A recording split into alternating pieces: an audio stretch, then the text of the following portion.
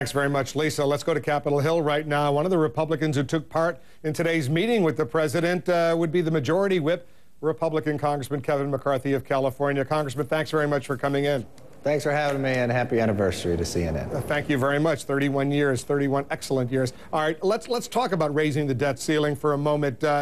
When all is said and done, come August, it's going to be raised. Isn't that right? Well, it's been raised all the time before, but what has to happen here is if you just go about raising the debt limit with no cuts or anywhere else, it could be a detriment to our credit and everywhere else, because those who are buying our debt, you know, in 1970, foreign countries only owed 5% of our public debt. Today they own 47%.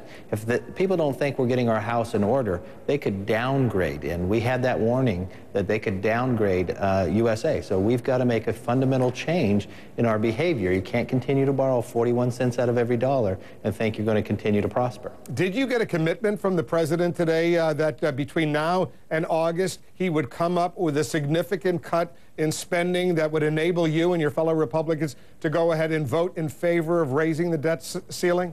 No, my actual question to the president was, look, we're beginning to build a relationship because we have not had one. And there's always got to be trust but verify. But the American public doesn't trust anyone either. So the president, I said, why don't we agree in principle of a framework?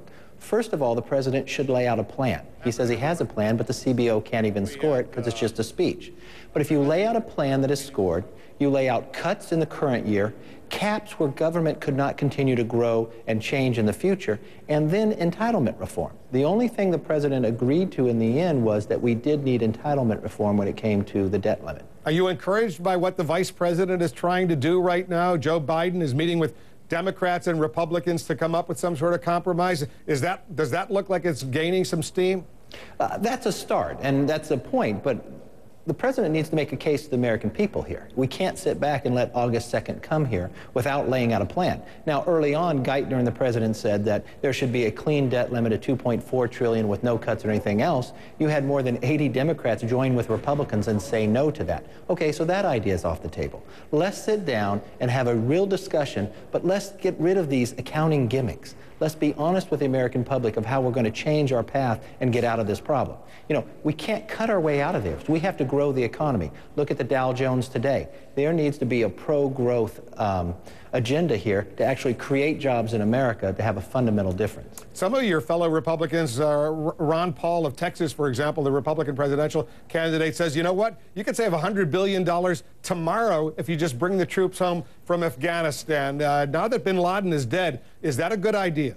Well, that's a discussion that we've had. We just had a DOD vote on the floor. We'll have a discussion here about Libya as well this week. So there's a lot of discussion on where we're going, on where we're spending our money, but it doesn't just go just to military as well. It goes throughout of wherever we're going. But if we cut all of discretionary spending, our budget's roughly $3.5 trillion, and we borrow $1.5.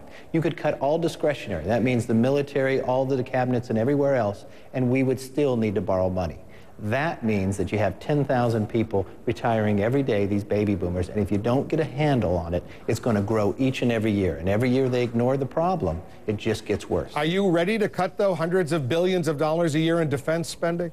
Well, if you look at the Republicans, when we laid out our H.R. 1, we did cut defense. We put everything on the table. We'd be more than willing to lay out. Republicans have laid out a plan. I believe as president, who is asking us to raise this debt limit, he should first lay out a plan that has no accounting gimmicks, that lays out to the American public that the Congressional Budget Office could actually score it, and we can start the discussion. That would be a work in a good direction to how to start with. Congressman McCarthy, thanks very much for coming in. Thanks for having me.